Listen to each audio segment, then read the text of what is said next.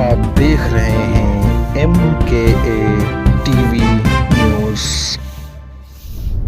थी राज्यसभा में मजलिस ने उसकी मुखालिफत की और आज आप देखते हैं कि उसी कानून के जरिए 4-4 साल 5-5 साल मासूम नौजवान हो, प्रोफेसर हो, बल्कि भीमा कोरेगांव महाराष्ट्र के बड़े बड़े दानिश्वर पढ़े लिखे लोग 4-4 5 साल जेल में सड़कर कभी बेल मिलती है सुप्रीम कोर्ट को जाकर।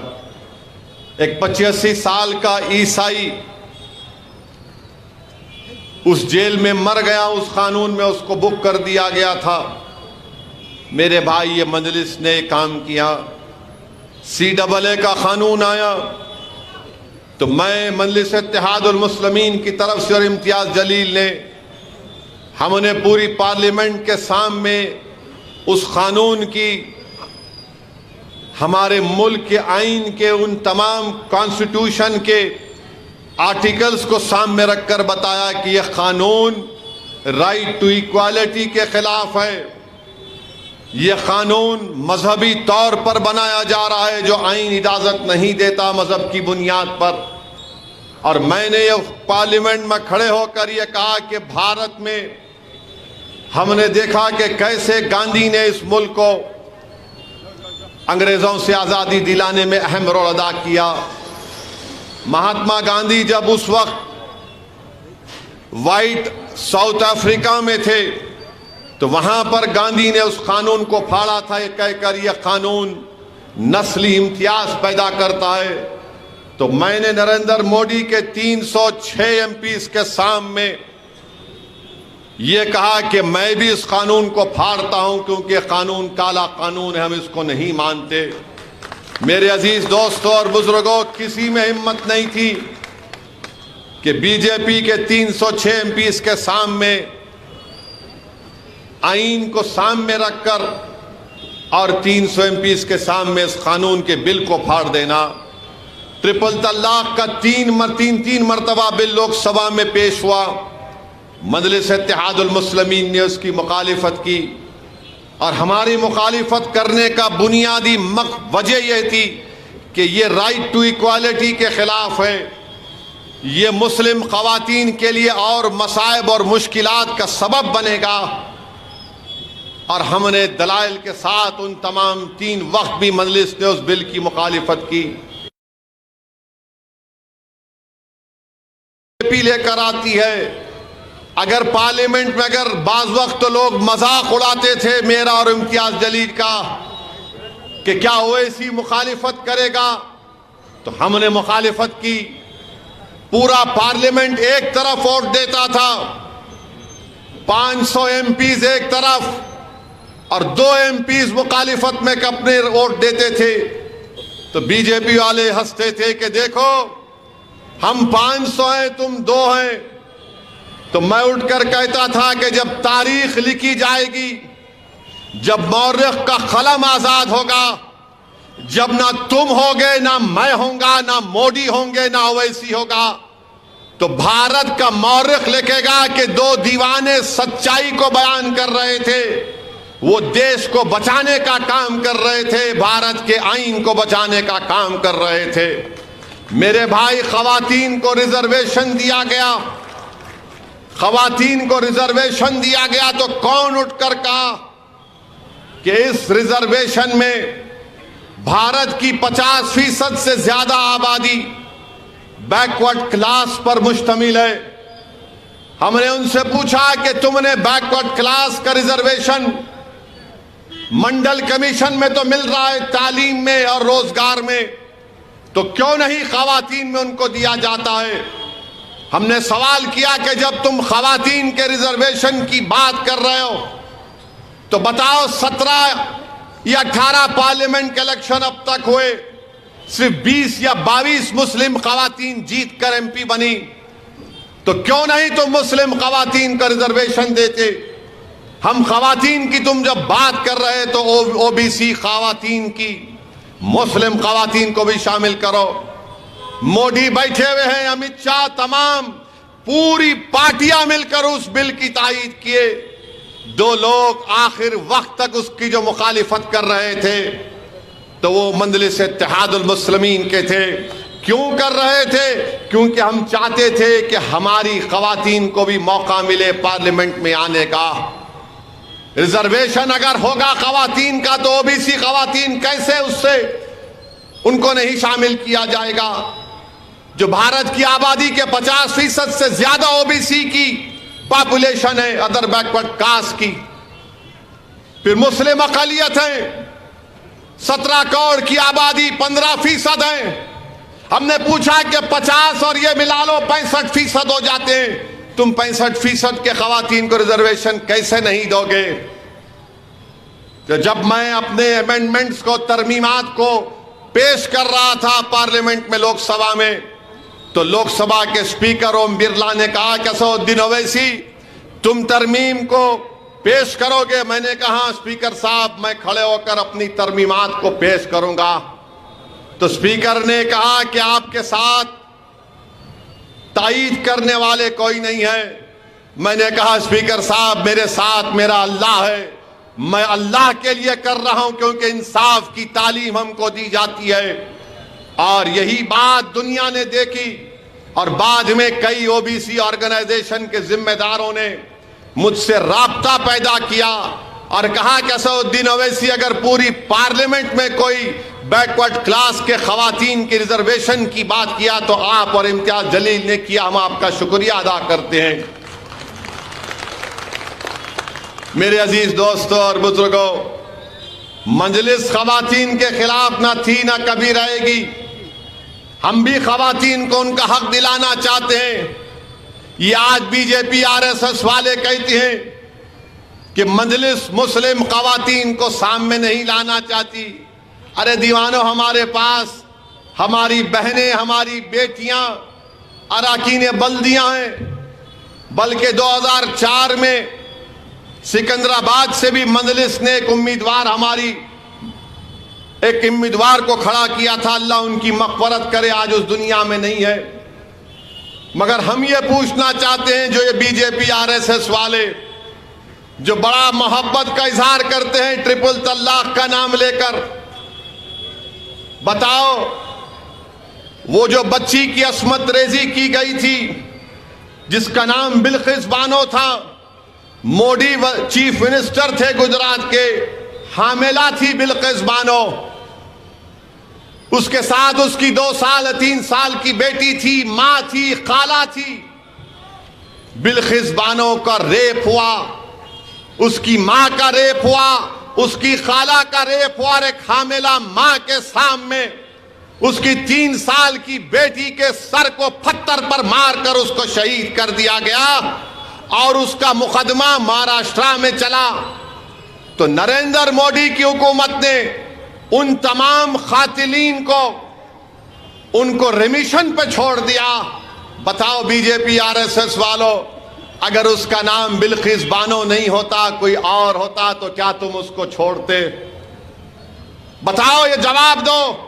बड़ी मोहब्बत के दावे, तुम्हारी मोहब्बत में कोई सच्चाई नहीं है, तुम दुश्मन हो। तुम्हारी हुकूमत कर्नाटका में तुमने हिजाब का मसला उठाया, तुमने मुस्लिम बेटियों को हिजाब पहनने नहीं दिया। आज तुम बड़ी बड़ी बातें करते हो। मेरे अजीज दोस्तों और बुजुर्गों, बिल्किस बानो को आप सोचिए कि अगर बिल्किस बानो आपकी बेटी है, तसव्वुर करो, अपने दिलों पर जोर डालो कि उसके अस्मत रेजी के 22-23 साल के बाद उसको दोबारा सुप्रीम कोर्ट जाना पड़ा कि मुझे रेप करने वालों को मत छोड़ो, सुप्रीम कोर्ट को जाकर कहना पड़ा। सोचो थोड़ी देर के लिए कि उस हमारी बेटी को 2002 में उसका रेप हुआ, 2022 या 23 में उसको सुप्रीम कोर्ट जाना पड़ा कि मेरे रेप करने वालों को, मेरी बेटी का कत्ल करने वालों को, मेरी मां का कत्ल करने वालों को मत छोड़ा जाए। और आज बीजेपी आरएसएस बड़ी बात करती है। मेरे अजीज दोस्तों और बुजुर्गों,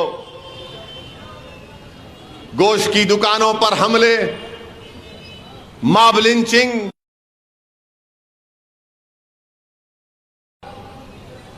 CAA का कानून और फिर CAA का NPR NRC से जोड़कर देखना पड़ेगा। जिस दिन NPR NRC लागू होगा, मेरी बात जहन नशीन कर लो आप, मैं जज्बात में लाने के लिए नहीं कह रहा हूं। नरेंद्र मोदी की हुकूमत NPR NRC कराना चाहती है।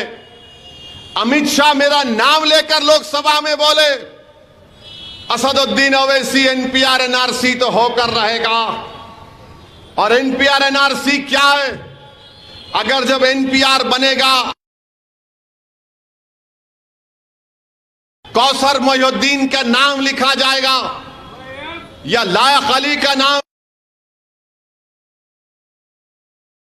लिखा जाएगा, और इनसे कहा कोई भी जाकर ये भारत के शहरी नहीं है, तो बल्दिया का ऑफिसर इकबाल साहब से कहेगा, कौसर मोहिउद्दीन से कहेगा, लायक अली से कहेगा कि अब तुम्हारी जिम्मेदारी है कि तुम साबित करो तो कि तुम भारत के शहरी हो। अब आप बताइए इकबाल साहब, अपने दादा का बर्थ सर्टिफिकेट कहां से लाएंगे? लायक अली कहां से लाएगा? और आपको मालूम, भारत में शायद 7 या 8% लोगों के पास पासपोर्ट है। बर्थ सर्टिफिकेट का कानून बना 1960 में। मेरे भाई, ये लोग NPR NRC के जरिए कमजोरों को, मजलूमों को भारत की शहरियत से महरूम करना चाहते हैं। अगर बीजेपी RSS वाले मेरी बात को सुन रहे हैं तो बताओ, क्या आसाम में सुप्रीम कोर्ट ने NPR NRC नहीं किया? उसमें से 2 लाख आसाम के मुसलमानों के नाम नहीं आए 20 लाख में से। तो हेमंत बिस्व शर्मा जो आसाम का चीफ मिनिस्टर है, कहता है कि हम CAA के कानून के तहत जितने गैर मुस्लिम है उनको सिटीजनशिप दे देंगे। मुसलमान क्या करेगा? फॉरेनर्स ट्राइब्यूनल में केस लड़ना पड़ेगा उसको। ये बीजेपी पूरे मुल्क में करना चाहती है। और आज आकर बीजेपी के लोग बड़ी बड़ी बातें करते हैं। मुझे कहना पड़ेगा इन RSS वालों को, मरहूम कायद सालार मिल्लत की तकरीर में कहते थे इस तरह के लोगों के बारे में कि मां से बढ़ के चाही पापा कुटनी कहलाई। याद होगा मंजलिस के जिम्मेदारों को कि मां से बढ़ के चाही पापा कुटनी कहलाई। आपको और एक मिसाल दे रहा हूं। कारवान इस जगह पर हमारा जलसा हो रहा है हकीम पेट में। ख्वाजा अजमेरी के आस्थाने पर बम ब्लास्ट हुआ। यही हकीम पेट का एक शख्स था जो ख्वाजा अजमेरी के आस्थाने में रमजान का महीना था, वहां रहता था, अकीदतमंद था। ख्वाजा हिंदल वली का बम ब्लास्ट हुआ, शहीद हो गया। 2 RSS के वर्करों को कोर्ट ने सजा दी, 2 को। उसमें कई लोगों के नाम थे, वो नहीं मिले, 2 को सजा हुई।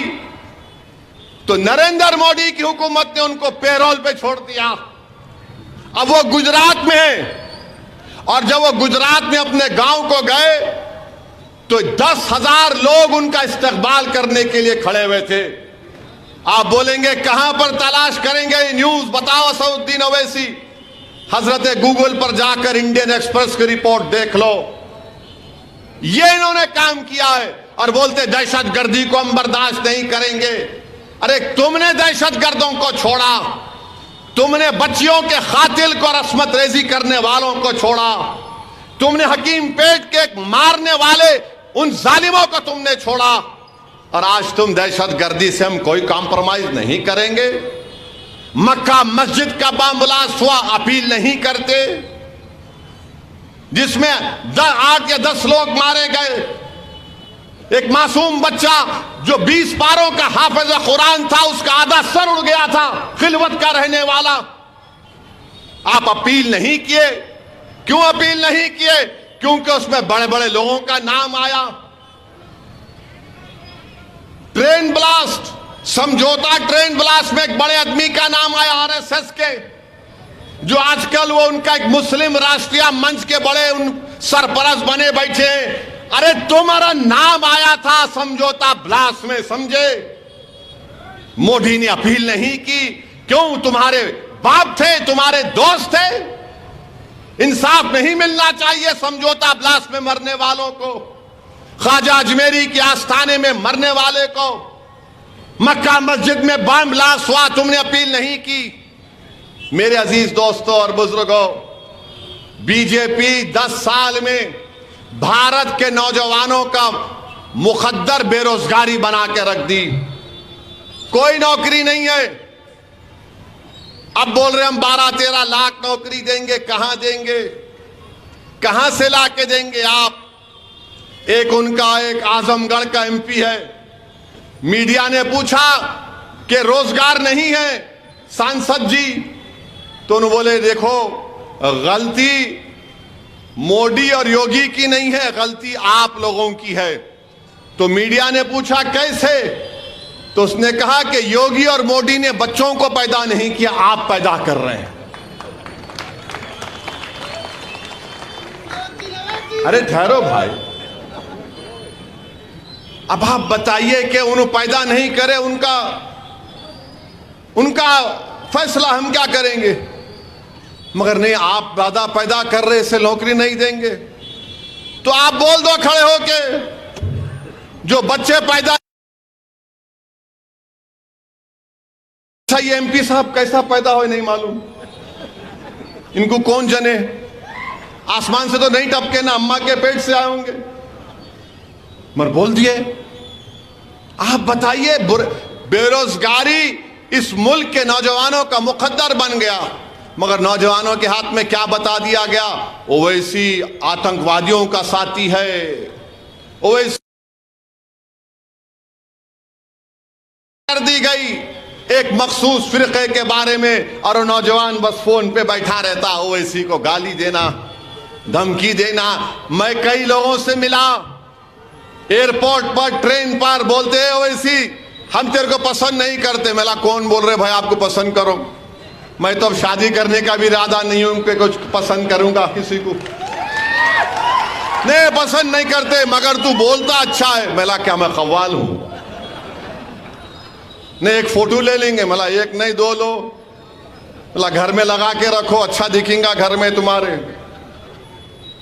मैं उनसे पूछता हूं भाई मेरे, आप बताओ तुमको मिल रहा क्या? तुम नफरत पैदा कर रहे हो, तुमको नौकरी मिली, तुम्हारे घर में चिराग जल रहा है, क्या मिल रहा तुमको? बोले नहीं, हमको पहली मर्तबा ऐसा मौका मिल रहा है तुम लोगों को बताने का। मैंने तुम लोग हम लोग कब तक बोलेंगे बाबा? फायदा क्या हो रहा है? मुल्क का फायदा हो रहा है क्या? बताओ मेरे भाई। इस मुल्क की 60% आबादी 40 साल से कम उम्र लोगों की है, और वजीर आजम मोदी उस डेमोग्राफिक डिविडेंड को बर्बाद कर रहे हैं। आज डॉलर 85 रुपए के करीब आ चुका है। जब 2004 में ये वजीर आजम बने थे तो 54 रुपीस था। नरेंद्र मोदी बोल रहे 400 पार, पेट्रोल बोल रहा मैं 100 पार। मोटरसाइकिल पे बैठते थे ना मोदी जी, उन्होंने खाली प्लेन में उड़ते, भाषण देते हुए भाइयों बहनों मित्रों बैठे भी दूसरी जगह चले गए। मोटरसाइकिल में पेट्रोल दलाना गरीब का काम, 100 पार पेट्रोल। मगर इनको क्या? नहीं नहीं नहीं, ओवैसी को हराना है, ओवैसी को बोलो, मुख्तार अंसारी को जहर दे दो, उसको गोली मार दो। मेरे अजीज दोस्तों, नफरत पैदा करने से क्या फायदा हो रहा है इस मुल्क को? मुल्क कमजोर हो रहा है। बीजेपी हर महाज पर नाकाम। अमित शाह बोलते हैं कि चीन हमारी जमीन पर कब्जा नहीं किया। मैं चैलेंज करके बोल रहा हूं, चीन भारत की सरजमीन पे कब्जा करके बैठा हुआ है। ये नरेंद्र मोदी बोले थे ना घुसा है ना घुसेगा। अरे 56 इंच का सीना है तो लेके चलो पूरे मीडिया को। डीजीपी की प्रेस कॉन्फ्रेंस हुई पूरे मुल्क के, उसमें लद्दाख की डीजीपी ने कहा कि 65 पेट्रोलिंग पॉइंट में से 25 पर हम नहीं जा सकते मोदी जी। 25 पेट्रोलिंग पॉइंट हम खो दिए। चाइना की पीपल्स लिबरेशन आर्मी बैठी हुई है, ऊपर डेप्सांग डेमचाक है, चीन बैठा हुआ, हम नहीं जा सकते। और अगर डेप्सांग डेमचाक से चीन को नहीं निकालेंगे तो याद रखो मेरी बात को, एक दिन हम सियाचिन को भी खो देंगे। अब ये बीजेपी के लोग सुनेंगे तो बोलेंगे, हाँ तुम ओल्ड सिटी के, तुम्हारे को डेप्सांग डेमचाक क्या मालूम, तुमको सियाचिन क्या मालूम। अरे प्यारे, कान में फूल नहीं है, हर चीज मालूम, हर चीज मालूम। मगर तुम आंख बंद करके चीन को जमीन दे चुके हो। बिलियंस ऑफ डॉलर चीन का इन्वेस्टमेंट इंडिया में, और हमारी जमीन से निकाल नहीं सक रहे। और मोदी जी क्या बोलते, तुष्टीकरण, अपीसमेंट हो रहा है। कौन सा तुष्टीकरण हो रहा है? कपड़े देखकर पहचानो, अब बोल रहे खाना देखकर पहचानो। वजीर आजम हर महाज पर नाकाम साबित है। यह और बात है कि एक ताकतवर अपोजिशन अगर होता तो शायद इसका फायदा उठा लेता, मगर हम तो हैं। हमारी जिम्मेदारी है कि हम ऐसी हुकूमत के सामने मसले मसाइल को उठाएं। बताओ आरएसएस बीजेपी वालों, तुम यूनिफॉर्म सिविल कोड की बात करते हो। यूनिफॉर्म सिविल कोड तुमने उत्तराखंड में लागू किया, पूरा अपर कास्ट का यूनिफॉर्म सिविल कोड है उत्तराखंड का। बताओ दलित लोग, हमारे बैकवर्ड क्लास के लोगों का कल्चर तहजीब नहीं है, उसका क्या होगा? और आप उत्तराखंड में यूनिफॉर्म सिविल कोड क्या कर दिया? मुसलमान निकाह नहीं कर सकता, शादी करने के लिए स्पेशल मैरिज एक्ट में शादी करना पड़ेगा, निकाह नहीं होगा। स्पेशल मैरिज एक्ट में मेहर देने का प्रोविजन नहीं है। बताओ ये कौन सा यूनिफॉर्म सिविल कोड है जो मुझे अपने मजहब के तहत निकाह करने का मौका नहीं देता, जो मुझे अपने मजहब के तहत दुल्हन को मेहर देने का मौका नहीं देता? मेरे भाई, आप जान रहे हैं, देख रहे हैं, ये इनका सोच है, ये इनका कारनामे है। क्या बताकर आज आप देखते हैं कि बीजेपी के एक उम्मीदवार है, वो सिद्धियंबर बाजार की मस्जिद के सामने एक हरकत करती है तीर मारने की। मैं पूछना चाहता हूं, क्या बीजेपी 6 दिसंबर से दिल नहीं भरा तुम्हारा? क्या तुम फिर से इस मुल्क को हिंदू और मुसलमान की नफरत में डुबोना चाहते हो? क्या बात है कि तुम तीर बनाकर एक इबादतगाह के ऊपर मारते हो? क्यों? क्या तुम्हारे दिलो दिमाग में कोई सोच नहीं है? इतनी नफरत कैसे पैदा हो गई? क्यों तुम हैदराबाद को आग में झोंकना चाहते हो? क्यों तुम तेलंगाना को बर्बाद करना चाहते हो? बीजेपी आरएसएस वालों, कौन इन्वेस्टमेंट करेगा तेलंगाना में? कौन हाईटेक सिटी में सॉफ्टवेयर कंपनी में इन्वेस्ट करेगा? अगर फसाद होगा तो गूगल, फेसबुक, अमेज़न वाले रहेंगे हैदराबाद में? ये दवाइयों की कंपनियां हैदराबाद में रहेंगी? ये जमीनात के रेट जो थोड़े गिरे हुए हैं वो रहेंगे क्या? बताओ। मगर बीजेपी हैदराबाद के अमन को बर्बाद करना चाहती है, तीर मार रहे हैं। ऐसा लगता है कि बीजेपी को एक और नुपुर शर्मा की जरूरत थी। मेरे अजीज दोस्तों और बुजुर्गों, और बार बार बोलते हैं बीजेपी वाले कि मुस्लिम अकलियत बहुत बच्चे पैदा करते। झूठ। टीएफआर रेट गिरा है भारत में मुसलमानों का, फर्टिलिटी रेट गिरा है, मगर ये लोग बोले जाते अरे इतने बच्चे कहीं को पैदा कर रहे। बताओ, डेटा बताओ, मैं तैयार हूं बहस करने के लिए। टीएफआर रेट गिरा है, मगर नफरत पैदा करना, अगर किसी को नौकरी नहीं मिल रही तो बोलना मुल्ला जी बहुत बच्चे पैदा कर लिए। मेरे अजीज दोस्तों और बुजुर्गों, ऐसे माहौल में जरूरी है कि हम मुत्तहिदा तौर पर अपने के कोर्ट का इस्तेमाल करें। लोग आएंगे हमारे इत्तेहाद को कमजोर करने के लिए, लोग आएंगे हमारे वोट को छीनने के लिए, मगर 13 मई को तारीख लिखी जाएगी। 13 मई को तारीख लिखी जाएगी इंशाअल्लाह ताला। और तारीख ये लिखी जाएगी कि कौन सच्चाई के साथ था और कौन झूठ के साथ था। 13 मई को तारीख लिखी जाएगी कि कौन हैदराबाद को हैदराबाद के नाम से रखना चाहता था और कौन हैदराबाद के नाम को तब्दील करना चाहता था। 13 मई को तारीख लिखी जाएगी कि कौन अमन चाहता था और कौन फसाद चाहता था। 13 मई को तारीख लिखी जाएगी कि कौन हिंदू मुस्लिम दलित बैकवर्ड क्लास के इत्तेहाद को मजबूत करना चाहता था और कौन उसको चूर चूर करना चाहता था। हैदराबाद तरक्की की राह पर है, कमजोरियां जरूर हैं, मगर याद रखिए अगर 1990 का हैदराबाद बनेगा तो फिर किसके पास क्या बचेगा। ये बीजेपी आरएसएस 1990 के दहे में तेलंगाना को लेकर जाना चाहती है। इसीलिए मेरी आप तमाम से अपील है कि मुत्तहदा तौर पर अपने वोट का इस्तेमाल करिए। मैं हमारे दलित भाइयों से और उन तमाम लोगों से कहना चाहूंगा जो अंबेडकर को मानते हैं, बाबा साहेब अंबेडकर को, याद रखो मेरी इस बात को, लिख के रख लो। नरेंद्र मोदी संविधान में, आइन में, कॉन्स्टिट्यूशन में तब्दीली पैदा करेगा। ये जो आरएसएस के अपर कास्ट के लोग हैं वो कभी भी नहीं कबूल किए आइन को, क्योंकि उनको ये बात हजम नहीं हुई कि ये अंबेडकर जो अब तक जितने हिंदुस्तान में सियासतदान आए, अंबेडकर सबसे ज्यादा पढ़ा लिखा और काबिल था। अंबेडकर ने आइन को बनाया तो बीजेपी इस आइन को तब्दील करना चाहती है। अगर आइन तब्दील होगा तो याद रखो रिजर्वेशन चला जाएगा। आइन तब्दील होगा तो अक़लियतों को आर्टिकल 29 और 30 का जो प्रोविजन है वो खत्म हो जाएगा।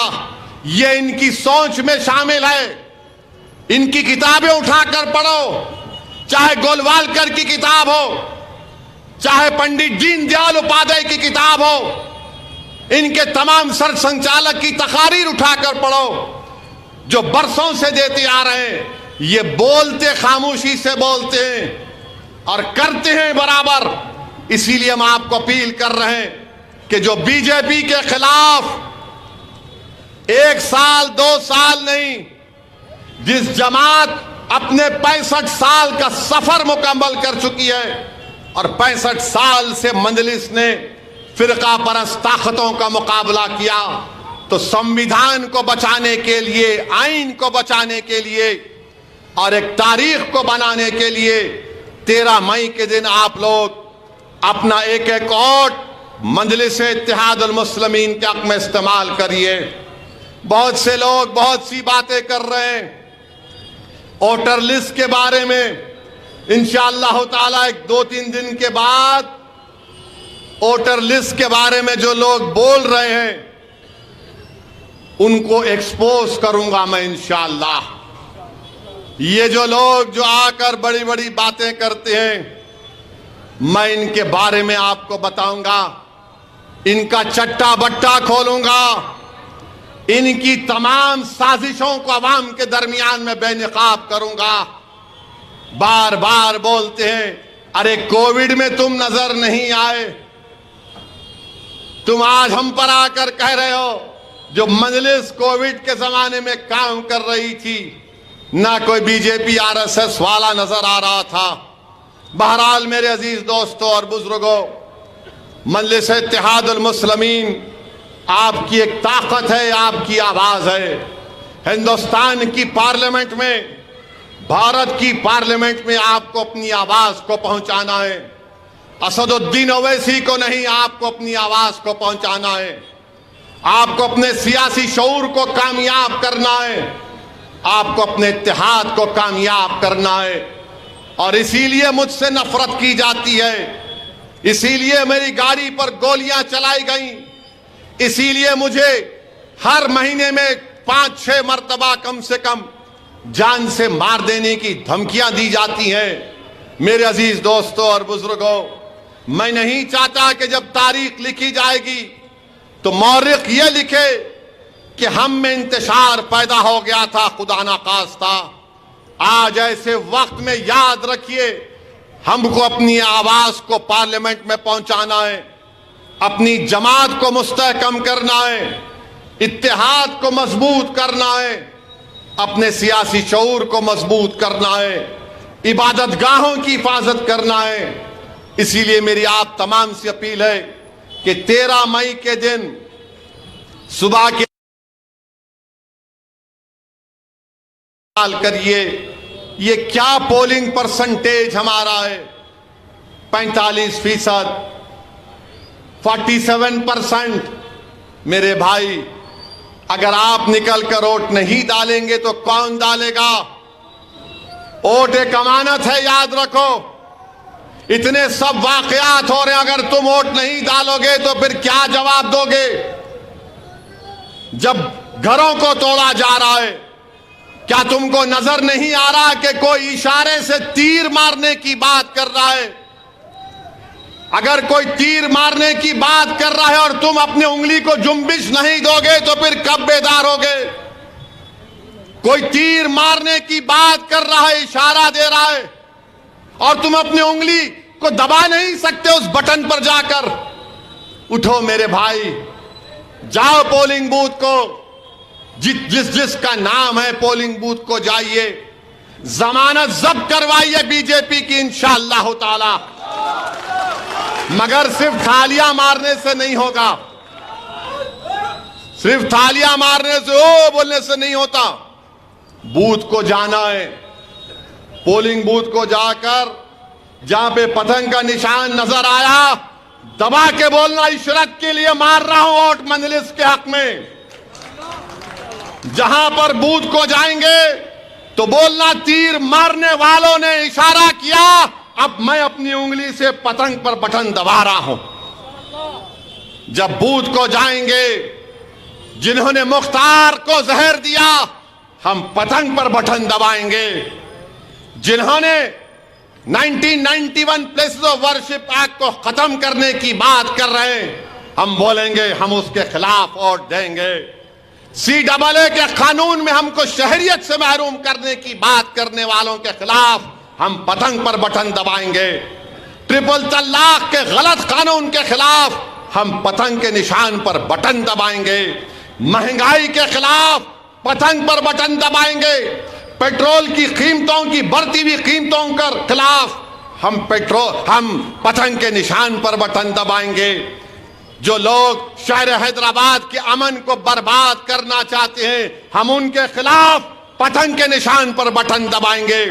जो भारत के संविधान को खत्म करना चाहते हैं अम्बेडकर के, हम उनके खिलाफ पतंग के निशान पर बटन दबाएंगे। इतने वजूहात आपके पास हैं, सिर्फ आपको अपनी जिंदगी का सबूत देना है। उठकर जाओ मेरे भाई, उठकर जाओ। याद रखो, भारी अक्सरियत से मजलिस इत्तेहादुल मुस्लिमीन को कामयाब करिए। लोग हमारी तरफ निगाहें उठाकर देख रहे हैं, पूरा मुल्क देख रहा है कि हैदराबाद की आवाम अब कैसा फैसला देने वाली है। मैं आपसे अपील कर रहा हूं कि हमको अपने के वोट का इस्तेमाल करेंगे तो यकीनन एक बेहतरीन पैगाम जाएगा। हैदराबाद में पतंग और तेलंगाना में बीजेपी का सफाया होना चाहिए इंशाअल्लाह ताला। क्या आप ये काम करेंगे? हैदराबाद में पतंग और तेलंगाना में बीजेपी का सफाया इंशाअल्लाह ताला। मैं खुलकर कह रहा हूं, असेंबली के इलेक्शन में एक अलग फैसला लिया गया था, मगर ये पार्लियामेंट का इलेक्शन है, बीजेपी को हराना है। तमाम जो लोग इस मुल्क से मोहब्बत करते हैं, मैं उनसे अपील कर रहा हूं कि हैदराबाद हो, महाराष्ट्र हो, या फिर किशनगंज हो या औरंगाबाद हो, मजलिस इत्तेहादुल मुस्लिमीन के उम्मीदवार जहां भी खड़े होंगे, आप उनके हक में अपने वोट का इस्तेमाल करिए, अपने सियासी शऊर का सबूत दीजिए। मुझे इजाजत दीजिए, मुझे याकुतपुरे में एक और जलसे में जाना है। मैं आपसे इजाजत चाहता हूं। अस्सलाम वालेकुम व रहमतुल्लाह।